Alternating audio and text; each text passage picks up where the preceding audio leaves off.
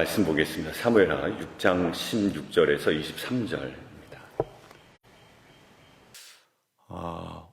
미갈에 관하여 오늘 뭐라고 설명하고 있나요? 다윗의 아내라고 설명하고 있지 않네요. 뭐라고 설명하고 있습니까? 사울의 딸이라고 설명하고 있죠. 많은 학자들, 그리고 아마 읽고 있는 저와 여러분도 사실 그냥 지나치다가 이 사울의 딸이라는 말에 잠시 멈춰서게 됩니다. 사무엘서의 저자는 이 미갈의 시선이 사울 집안의 시선이었음을 우리에게 이야기해주고 싶은 거예요.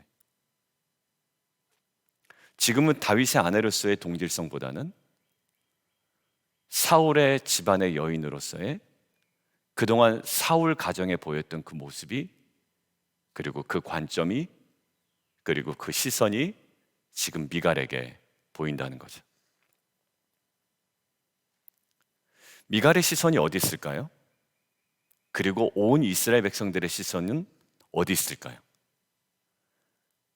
온 이스라엘 백성은요, 예루살렘으로 오는 그 행렬 자체에 있기도 했고, 또 그것들을 바라보기도 했고, 언약궤에 온통 관심과 감사와 감격과 기쁨과 흥분이 있을 겁니다.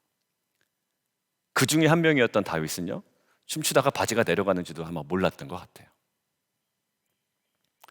그런데 사울의 딸 미갈의 시선은 어디 있나요? 다윗 왕에게만 포커스가 맞춰져 있어요. 저 사람 저거 왜 저러나 라는 시각이었던 것 같아요. 뛰놀며 춤추는 왕의 처신만 관심 두는 사울의 딸 미갈의 시선이죠. 여러분들 그 역대기에 보면 이 장면이 굉장히 자세하게 기록이 되어 있는데요. 레위인이 법궤를 이제 고리에 나무를 꿰고 이제 그걸 메고 들어오는 장면, 그다음에 레위인들이 수많은 악기를 연주하는 장면, 그리고 레위인 중심으로 전문 찬양대를 조직해서 찬양하는 장면, 그리고 레위인들을 또 각자 맡는 역할을 분담해서 그 제의를 온전하게 집행, 또 집례하는 장면. 그러니까 이 장면들이, 볼 장면들이 굉장히 많거든요. 거기에 그 정점은 법궤, 언약궤였단 말이에요. 근데 정말 바라봐야 할 것을 바라보지 못하고 엉뚱한 것을 바라보고 있는 사울 집안의 시선, 다윗의 아내가 아니라 사울의 딸 미갈의 시선.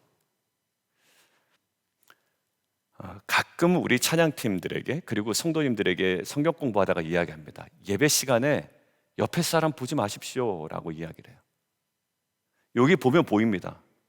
이렇게 보고 이렇게 보는 게 보여요. 그리고 찬양할 때 어떠냐면, 찬양할 때 이제 저는 인도자니까 눈을 감지 말라 보통 이렇게 이야기합니다. 인도자가 막 혼자 막 취해가지고 있으면, 물론 이게 이제 다윗처럼 막 그 정도까지 가면야 상관없겠지만, 인도자는 이제 회중을 좀 정확하게 간파하고 이쪽 온도가 어떤지를 알고 좀 인도를 해야 되니까. 근데 성도님들 가끔은 사울의 딸 미갈의 시선으로 성도님들을 쳐다보시는 분들이 계세요. 예배 때 집중해야 될 건 뭘까요? 그 사람 뭐 입고 왔는지, 그 사람 몇 시에 왔는지, 그 사람은 손 드는지 안 드는지, 그건 우리에게 중요한 게 아니에요, 예배 때. 근데 다시 한번 여러분들에게 말씀드리고, 지금 온라인으로 예배 드리는 분들에게 말씀드리지만, 아주 소수, 새 가족을 담당하거나 뭐 예배의 모든 것들을 좀 확인해야 되거나 이런 분 제외하고는 찬양하다가 이럴 때가 왔어요. 찬양하다가 들어가는 거 다 일일이 눈으로 확인하시고, 근데 이게요, 저게 찬양이 안 될 텐데 라는 생각으로 저도 찬양이 안 되더라고요. 또 이런 분도 있습니다. 사울의 딸 미갈과 같은 시선을 갖고 계신 분. 왜 손을 들어? 왜 손을 들지? 저거 다 가식 아니야? 그거는 하나님께 그냥 맡기세요. 그 사람 가식일까 아닐까? 왜 그 예배 시간에 그것 때문에 여러분들이 예배를 못 드리고 계시냐 말이에요.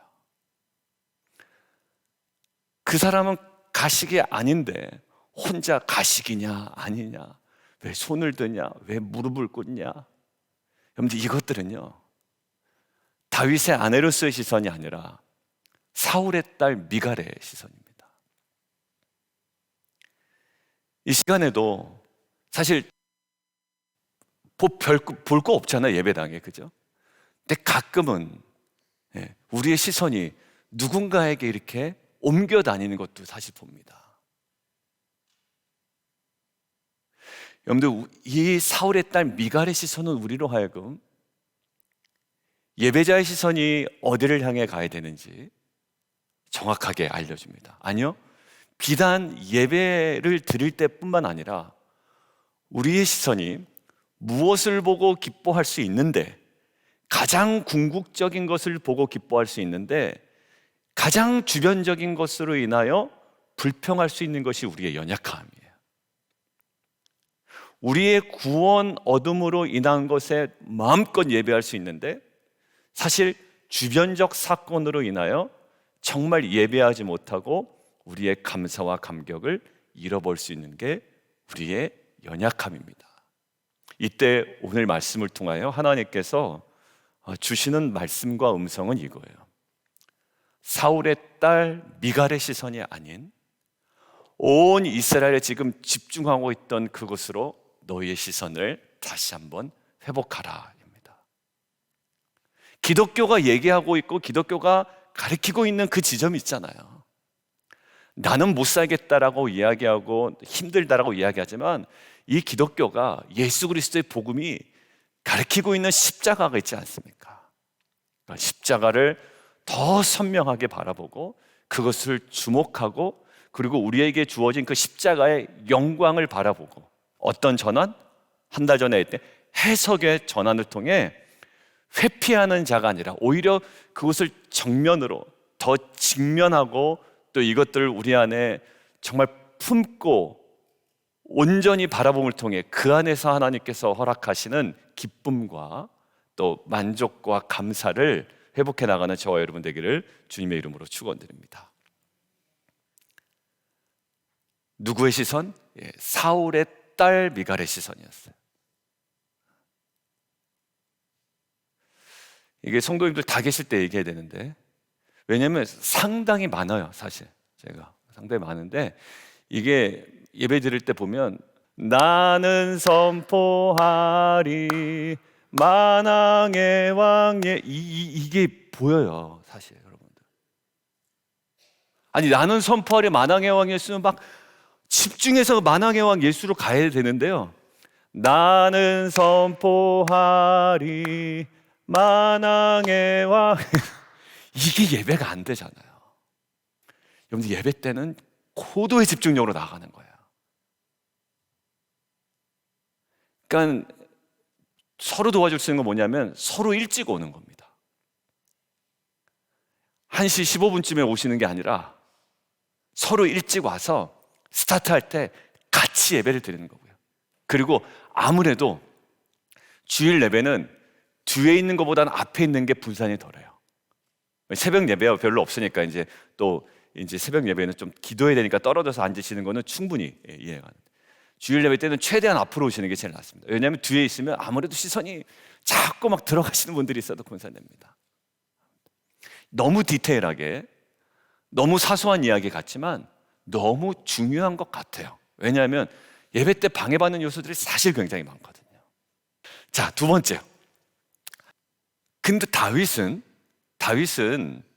그 들어오는 법궤에 대한 시선이 고정되어 있었잖아요. 그리고 정말 중요했던 것, 자 보십시오. 사울의 딸 미갈의 시선의 한계가 또 여지없이 드러난 데가 있는데, 몇 절일까요? 20절이에요. 오늘은 좀 시선에 집중하는 겁니다. 20절에 보면 그 다윗의 행동에 대해서 굉장히 나쁘게 얘기해요. 근데 우리가 결론부터 한번 얘기해 볼까요? 좀 쉽게. 다윗의 행동은 하나님 보시기에 어떠했을 것 같습니까? 너무 기뻐하셨겠죠, 하나님. 야, 다윗 제발아, 저거 바지도 흘러내리는지도 모르고 이 자식이 너무 좋아하셨을 거예요. 그런데 사울의 딸 미갈의 시선은 뭐라고 얘기하냐면 20절, 오늘 어떻게 영화로우신지, 방탕한 자가 염치 없이 자기의 몸을 드러낸 것처럼, 그러니까 팔푼이처럼 막 하여튼 안 좋은 표현이에요, 다 이것들이. 근데 이 방탕한 자가 염치 없이 자신의 몸을 드러내는 것처럼 이야기해요.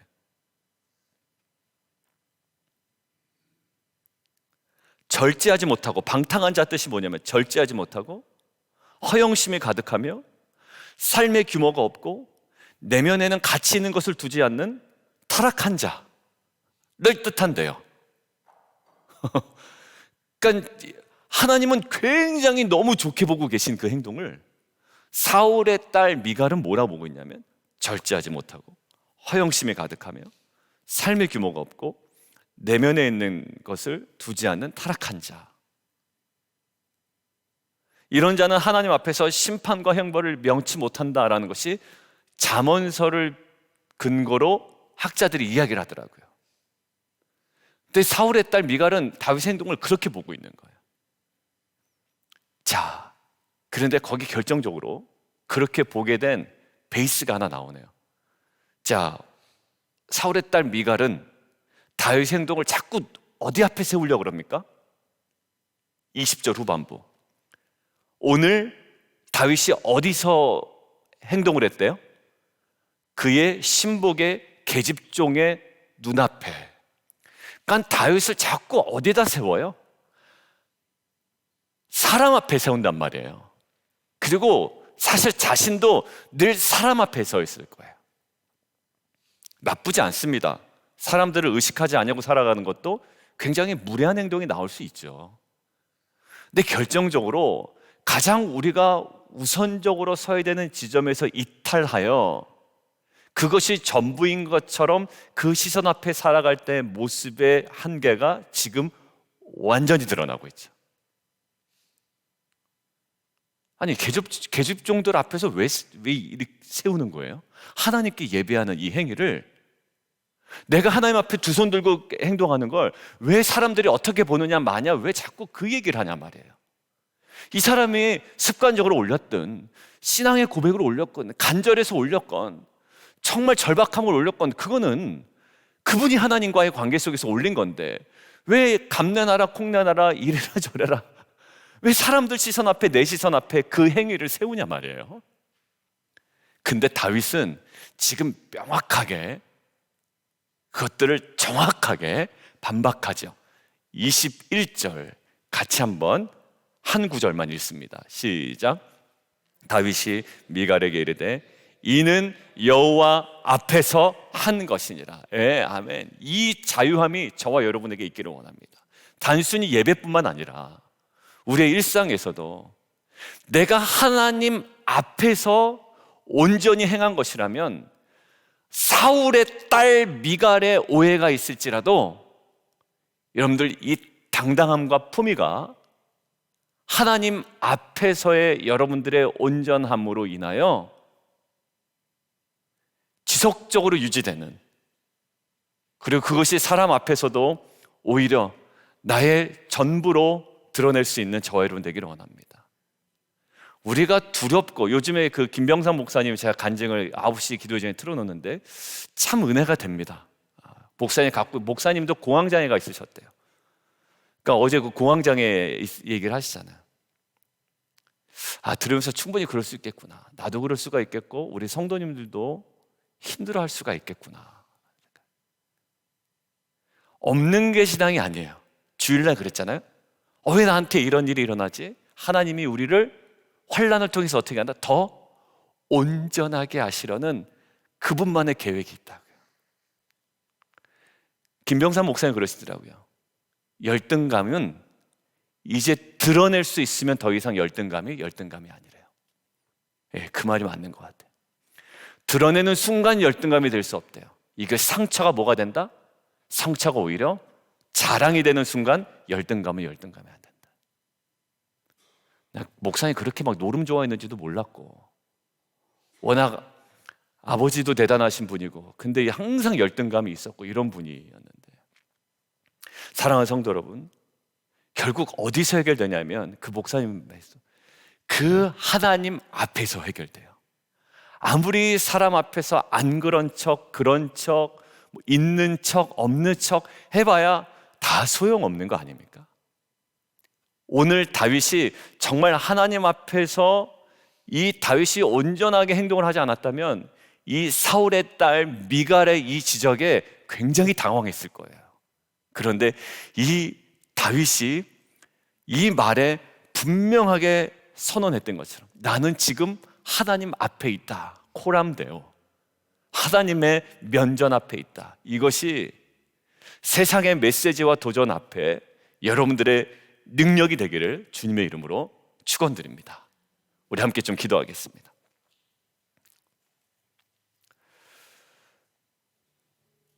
오늘은 시선이에요. 왜냐하면 16절 사울의 딸 미갈이 봤대요. 뭘 봤나 봤더니 엉뚱한 것만 보고 있어요. 마침 이스라엘의 행렬, 찬양대, 아까 역대기에 나온 것처럼 여러 가지 제의, 또 법궤. 근데 왜 거기는 참여하지 않고 왜 지금 왜 창문에서 그걸 보고 있냐고요. 보는 것까진 괜찮아요. 근데 왜 제대로 볼 것을 보고 있지 못한 거죠. 하나님, 우리의 시선이 가장 궁극적인 것에서 벗어나 가장 주변적인 것, 비본질적으로 옮겨갈 때 우리의 근심은 계속 몰려와요. 우리가 계속 주목해야 되는 것은 뭘까요?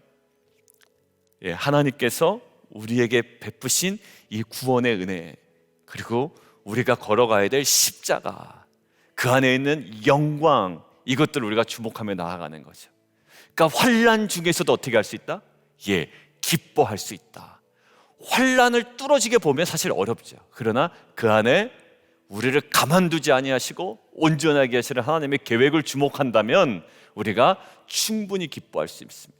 오두막집에 만족하려고 했던 우리가 이제는 궁전을 향해 가는 우리의 삶을 조망하여 보고 이제는 우리가 멈춰설 수 없습니다. 하나님, 그러한 시선이 우리에게 하나님 회복되게 하여 주옵소서. 우리 함께 첫 번째 기도 제목 가지고 함께 기도하며 나가도록 하죠. 함께 기도하겠습니다.